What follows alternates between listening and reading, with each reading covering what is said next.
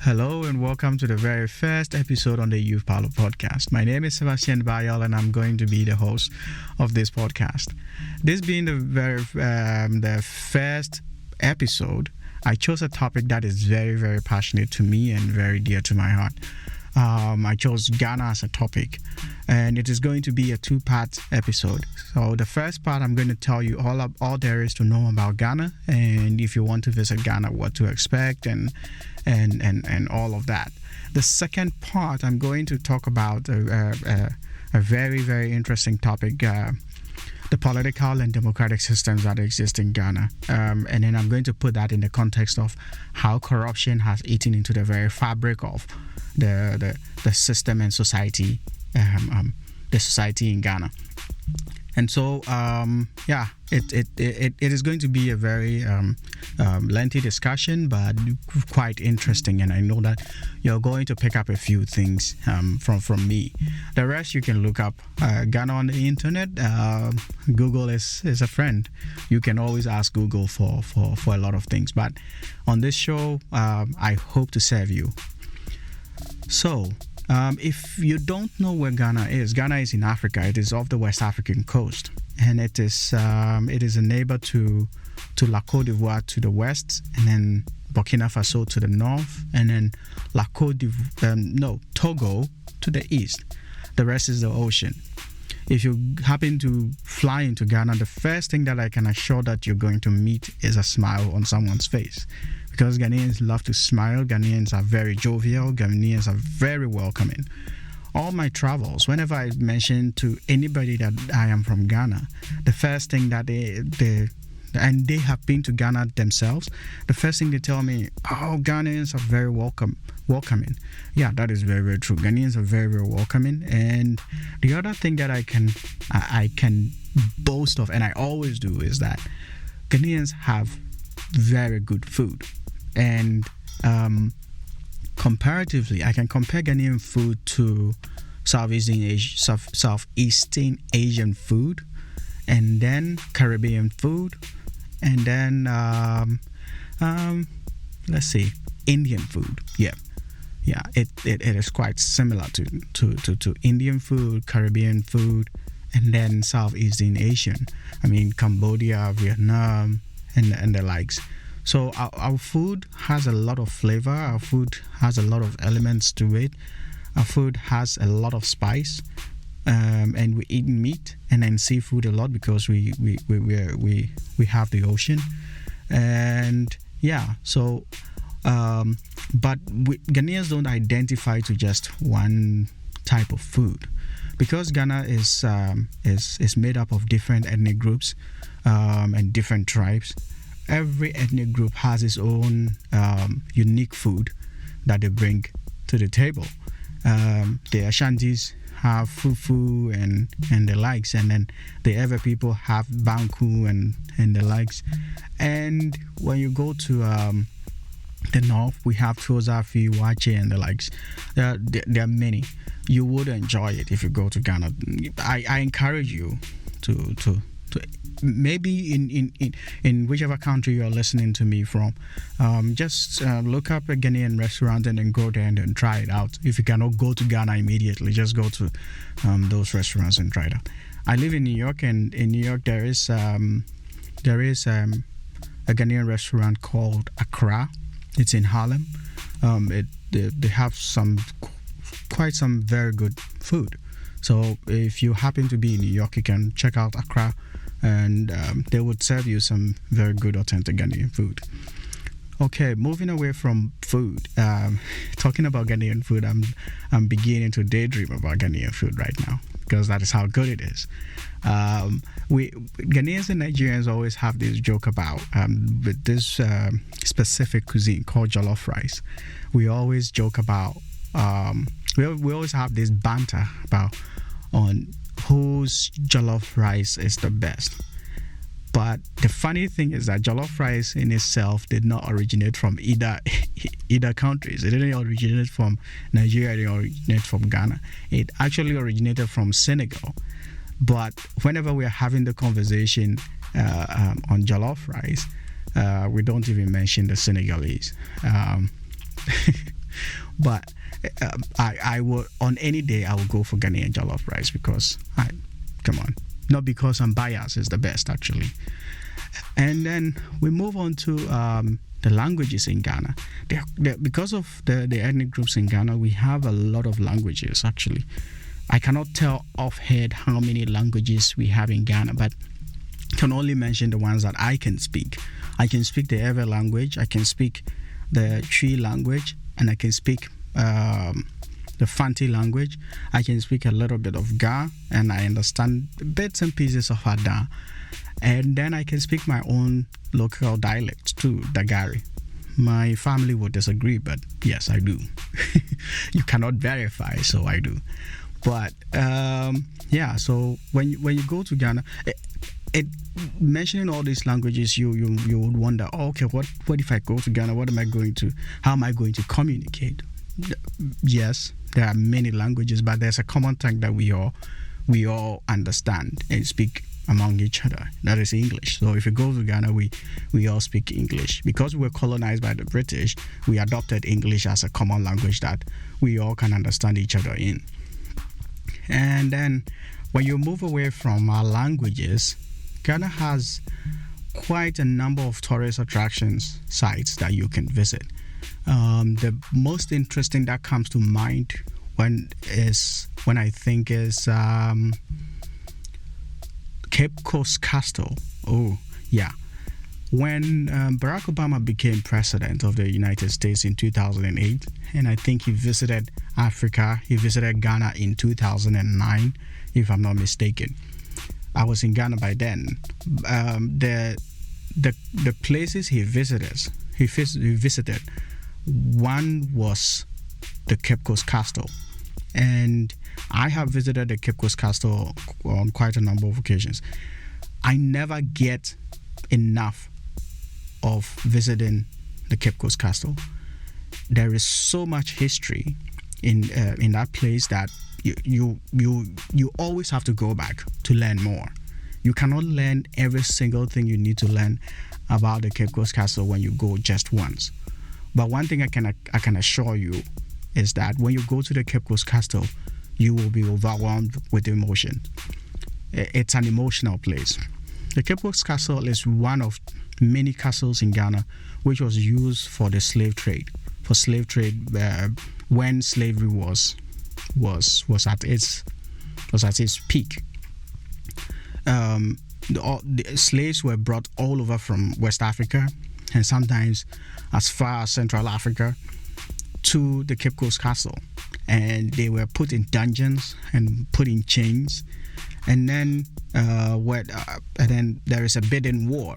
There's sort of like a bidding room where the slaves are lined up, and then they are then loaded onto ships by these slave whatever traders. They buy the slaves and then pack them into these ships and then take them to the Caribbeans and then Americas, and some of them to Europe. And so I'm not going to tell you every single thing you're going to see at the Cape Coast Castle. You must go there yourself to really experience it. I encourage everybody to sort of like make it a mission to visit such places. It's not just in Ghana. There are quite a number of places. If you go to Senegal, you'll find some history concerning slavery.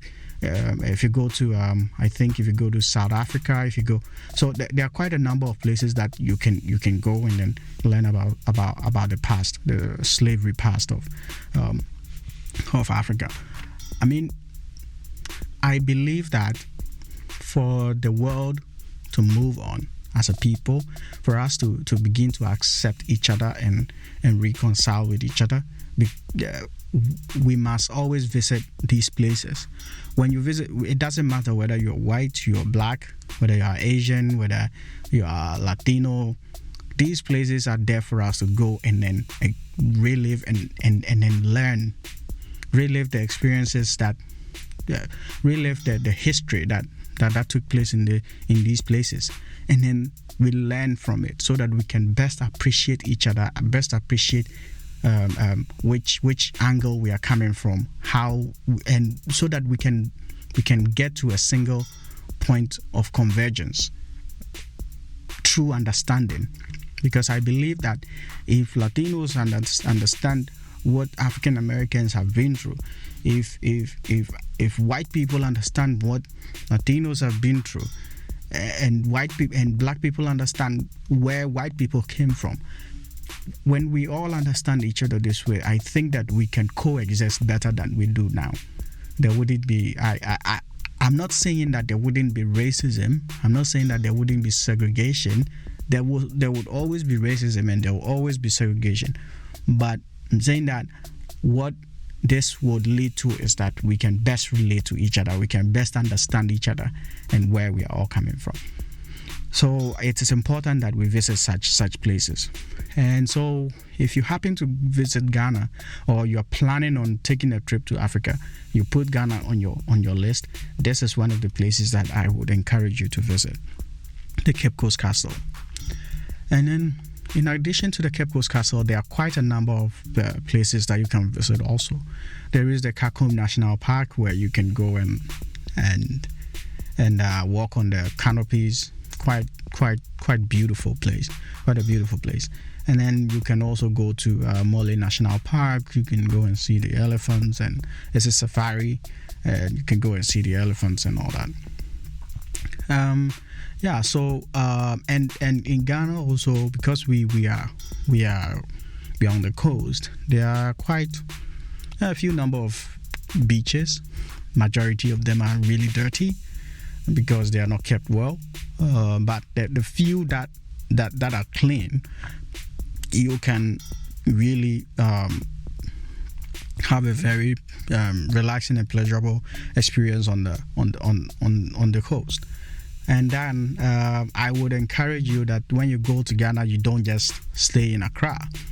You should go to other regions like the Volta region. I love the Volta region because the Volta region is in the eastern part of Ghana, and the Volta region has, in my opinion, one of the best weather and the best vegetation in Ghana. If you go to the Volta region, it is not as hot as it is in Accra. People go to Ghana and they just limit themselves to Accra. You would not experience anything if you limit yourself to Accra. Yes, in Accra you would visit the fancy places, the fancy hotels, the fancy and all that stuff. But if you really want to experience an authentic Ghana and have an authentic Ghanaian experience, you have to leave Accra. You have to go to places like the Volta region, where you would enjoy the nice serene environments, nice weather. You would visit one of the highest waterfalls in West Africa. You will visit one of the highest mountains, Mountain of Fajato. Beautiful hiking. You would have an intense hiking experience. So I encourage you to leave Accra when you go to Ghana. And also the Eastern region.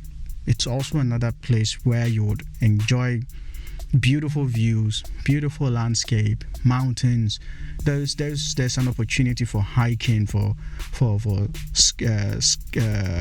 how do you call it? Skydiving. You have paragliding. Not skydiving. Paragliding. There's a paragliding place in the Eastern region. So there's quite a number of tourist attraction sites that are very interesting that you can visit when you go, you can experience when you go to Ghana. And then I would also encourage you to go to the northern part of Ghana, where the history and the architecture, the tradition in the northern part of Ghana is also very different from what exists in the western, the eastern, and the southern part of Ghana. I come from the northern part of Ghana. The language we speak, the food we eat is just totally different. If you go to the far northern part of Ghana, which borders Burkina Faso, the culture there is quite similar to the culture in Burkina Faso, because I think because they are border towns, they've intermarried, they eat each other's food, the languages are similar, the weather is similar, the landscape is similar. So I think that it's a different experience. That's what I'm saying. It's a different experience. You just have to go and visit, and experience all of these things.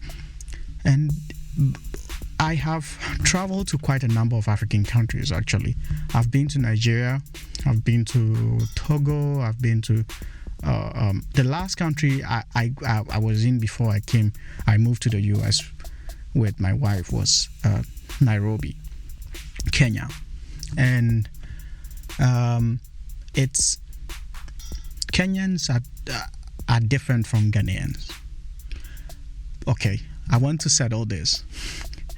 If you're listening to me and you're not African, I want to tell you this. Africa is a continent. Africa is not a country.